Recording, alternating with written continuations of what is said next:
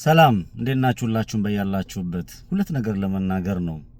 የአማራ ህዝብ መከራ፣ የአማራ ህዝብና የኢትዮጵያ ህዝብ መከራ፣ የኢትዮጵያ ኦርቶዶክስ እምነት ተከታዮችና የኢትዮጵያ ኦርቶዶክስ ቤተክርስቲያን መከራ በዛች ሀገር ውስጥ ሊቆምና ሊያባራ አይችልም። ምእመኑ ወይም ደግሞ ማህበረሰቡ ወይም ደግሞ የእምነት ተከታዩ የአማራም ይሁን የኢትዮጵያ ኦርቶዶክስ ቤተክርስቲያን እምነት ተከታይ የኢትዮጵያኖች ተነቃንቀው ስለ እውነት መቆም ካልቻሉ ዋጋ መክፈላችን ይቀጥላል የሚል እምነት አለኝ። እኔ በኢትዮጵያ ፖለቲከኞች ተስፋ የለኝም። ማህበረሰቡና ህብረተሰቡ ወይም ደግሞ የዛች ሀገር ባለቤት ህዝብ ነው። ህዝቡ እነዚህን አመራሮችና መሪዎች ከስርም ከላይ ያሉትም መቆጣጠር ተችሎ ሲስተም እስካልተዘረጋ ድረስ የግለሰቦች ሀገር ሆና ትቀጥላለች። ግለሰቦች ሀገር ከሆነች ደግሞ መላው አንደበቱ ከተዘጋ መላው መብቱን ካጣ መቀበር፣ መሞት፣ ተወልዶ አለማደግ ይሄ የማይረባ ትውልድ የማፍራት ሂደቱ ይቀጥላል። ይሄ ሁሉ እንዳይቀጥል ሁላችንም ስለ እውነት መቆም እንዳለብን ይሰማኛል። እኔ አንድ ነገር ላንሳ። እውነት ለመናገር እመቤቴ ምስክሬ ነች። እኔ በሊቢያ አንገታቸው የታረዱ ወንድሞቼ አንድ ሶሻል ሚዲያ ላይ ስመለከት የዛሬ 11 ዓመት ትዝ ይለኛል። አንጀቴን ነው የበሉት። አስለቅሰውኛል፣ አስነብተውኛል። ግን አቤት የነሱ ልብ! አንገታቸው ሊታረድ እንደዚህ ቀጥ ብሎ እየሄደ አንገታቸውን ሊያርዷቸው እየወሰዷቸው ቀና ብለው እንኳን አልተለማመጡም። ምንድነው ያደረጉት? ዝም። ወደ እግዚአብሔር ቤት እንደሚሄዱ ያውቁታል። የኢትዮጵያ ኦርቶዶክስ እምነት ተከታዮች ናቸው። የኢትዮጵያ ኦርቶዶክስ እምነት ተከታይ አንገታቸው በዛ ደረጃ ሲታረድ ቤተክርስቲያኒቷ አስባለች በተወሰነ መልኩ፣ እግዚአብሔር ይመስገን። የኢትዮጵያ መንግስት ተብሎ የተቀመጠው ቴዎድሮስ አድሃኖም ግን ኢትዮጵያዊ መሆናቸውን እስክናረጋግጥ ብሏል። አልጀዚራ፣ ቢቢሲ፣ የተለያየ ዓለም ላይ ያሉ ሚዲያው ሲኤንን ጨምሮ ሲያጮሁት የኢትዮጵያ ኦርቶዶክስ እምነት ሃይማኖት ተከታይ የሆኑ ወጣቶች አንገታቸው በሊቢያ በረሃ ታረደ በዛ በረሃ ላይ ብሎ ሲናገር ለነሱ ሰማዕትነት ነው። የነሱ ዕጣ ፋንታ ለኔ ቢሰጠኝ ምን አለ መታደል ነው። ስለ እምነታቸው እኔ ይሄን ሁሉ መከራ ያሳለፈች ቤተክርስቲያን ዛሬስ ምን ሆና ነው በዚህ ደረጃ ቆራጦቹ የኢትዮጵያ እምነት ተከታዮች ወይ በኢትዮጵያ ኦርቶዶክስ እምነት ተከታዮች የት ገቡ እምልበት ጊዜ አለ። የሃይማኖት አባቶቻችን ወይም ደግሞ በጳጳስ ደረጃ የተቀመጡ አባቶቻችን ምን ነካቸው? አሉ የሉም እያልኩ አይደለም። እንደ ሽቅብ መፍሰሴ አይደለም። ሽቅብ መፍሰስም አልፈልግም። እኔ አቅሜን አውቀዋለሁ። አንድ ኃጢአተኛ ኃጢአቴ ቢታጠብ የማይለቅ ለኔ ጸሎት የሚያስፈልገኝ አባቶች እንዲጸልይ ምለምን ግን ያለውን ነገር ስትረዳ በሊቢያ በረሃ ላይ እነዛ ደማቸው እንደ ውሃ ሲፈስ ዓለምን በደማቸው ሲያስጠሩ ዲያብሎስን በደማቸው ሲያሸንፉ ሰማዕትነትን ሲሄዱ ቀና ብለው እንኳን አትረደኝ ብለው አላሉትም። ሃይማኖታችንን እንቀይራለን ብለው አደባባይ ላይ አልተናገሩም። ለሆዳቸው ለኑሯቸው እንኳን ይሄንን ካረጋችሁልን እንደዚህ እናረጋችኋለን ብለው ማንነታቸውን አልሾጡም። ዛሬ በአዲስ አበባ ውስጥ የኢትዮጵያ ኦርቶዶክስ እምነት ተከታይ የሆነ ካህን ይታረዳል፣ በጥይት ተደብድቦ ይገደላል። በኦሮሚያ ክልል በተለያየ በትግራይ ክልል በአማራ ክልል በተለያየ ቦታ የኢትዮጵያ ኦርቶዶክስ እምነት ተከታይ የሆኑ ካህናት በተለይ ኦሮሚያ ክልል ላይ ይጨፈጨፋሉ፣ ይገደላሉ። ቤተክርስቲያኒቷን ለሁለት ለመክፈልና በሃይማኖት ወይም ደግሞ በዚህ በጎጥ ውስጥ በዘረኞች ለመክተት አብረው ሲሰሩ የነበሩ ዛሬ በስልጣን ላይ ቁጭ ብለዋል። ያሳፍራል እኮ።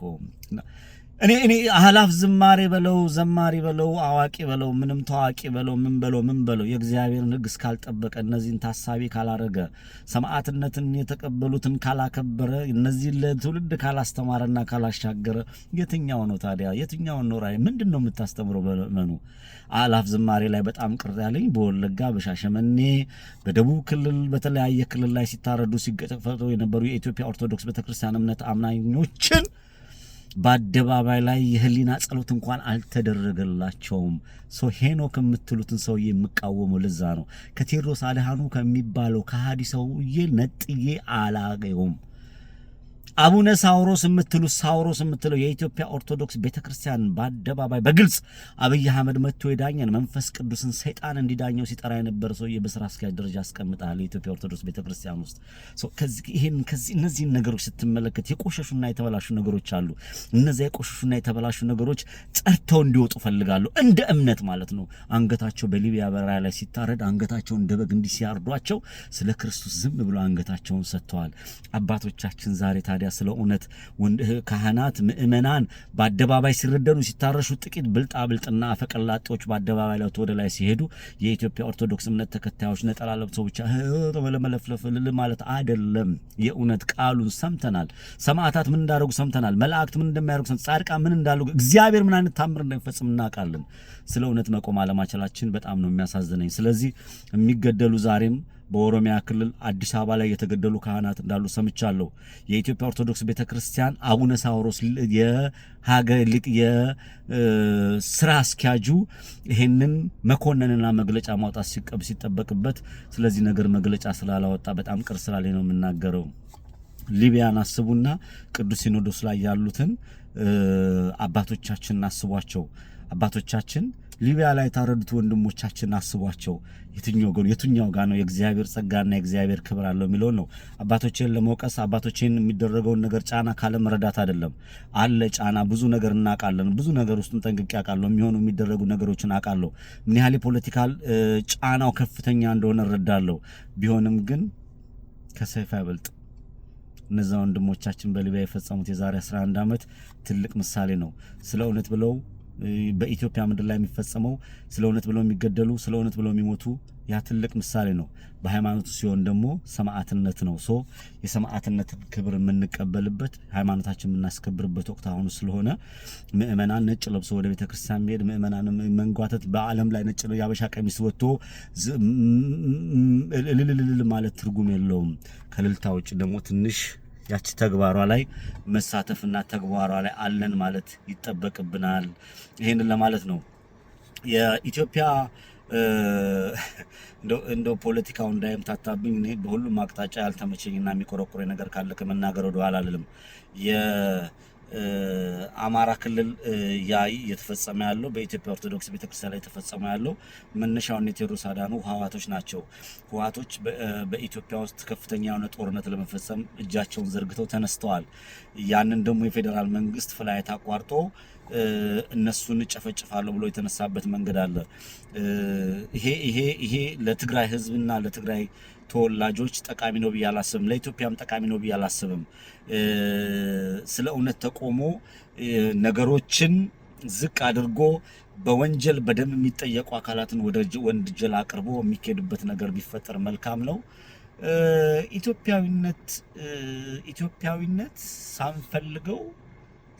ሳንፈልጋት ኢትዮጵያን እጠላለሁ የሚለው በሙሉ ማለት ነው። ሳይፈልጋት ሳያንቀላውጥ ዞር ሳይል እንደ ኮሶ መድኃኒት ግጥም አድርጎ የሚጠጣበት ወቅት እየመጣ ነው። ይሄ ነው ኢትዮጵያ እያሸነፈች እየሄደች እንዳለ ነው የሚሰማኝና ይሄ ኔጎጥ የአማራ ክልል ላይ ያለ ከሌ አመራር ከሬ መሪ ምናምን የሚል ይሄ ዝም ብሎ ጉንጫ አልፋ ንግግር ሳይሆን ሀቃቋን እየተነጋገርን መሄድ መቻል አለብን የሚል እምነት አለኝና የግለሰብ አምልኮ ምናምን ሳይሆን የአማራን ህዝብ አሁን ያለውን የአማራ ህዝብ ከኢትዮጵያ መነጠል፣ የአማራን ህዝብ ጨፍጭፌ ጨርሳለሁ፣ የአማራን ህዝብ በጦርነት አሸንፋለሁ፣ የአማራን ህዝብ ሃይማኖትን ነጥዬ በሃይማኖት አባላለሁ፣ የአማራን ህዝብ ከፖለቲካ አግልዬ አራቁቼ ጄኖሳይድ ፈጽሜ ጨርሳለሁ የሚለውን አካሄድ የአብይ አህመድ ስርዓት መቋቋም ማድረግ እንዳልቻለ 100% እጄ ይፈርማል። የአማራው ኃይል ኢትዮጵያን ያስቀጥላል።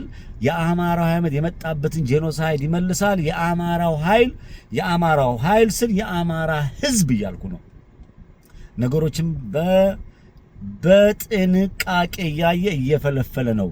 ጀግና የሆኑ እማናቃቸው እኔ ኮንታክት ማድረጋቸው በጣም የበረቱ ድንቅ የሆኑ እጅግ በጣም ለማህበረሰባቸው በእውቀት ደረጃ የሚሰሩ በተለያየ ዓለም ላይ ያሉ ተጽዕኖ የሚፈጥሩ በመንግስት ውስጥም ቁጭ ብለው የነሽመልስ አብዲሳን የጉሮሮ ማነቂያ ገመድ የሚሰሩ ወንጀለኞችን ለህግ ለማቅረብ የሚጣጣሩ በርከት ያሉ የአማራ እናት የወለደቻቸው የኢትዮጵያ አብራክ ያወጣቻቸው ጀግና ተኳሽ፣ ጀግና ተናጋሪ፣ ጀግና ፖለቲከኛ፣ ቅኖች፣ ለእውነት የቆሟሉ። እንደዚህ አይነት ወደፊት ሲመጡ እየተገደሉ ያንጣናቸው ቢሆንም ከነሱ የተረፉ ታሪኩንና ሲስተሙን ተከትለው ግን ይሄንን የመጣውን መከራ ሁሉ ቀልብሰው የሚያሸንፉ ወደፊት የሚወስዱ መጥተዋል። የአማራ ሕዝብ እያሸነፈ እንዳለ ነው የሚሰማኝ። ድል ለኢትዮጵያ።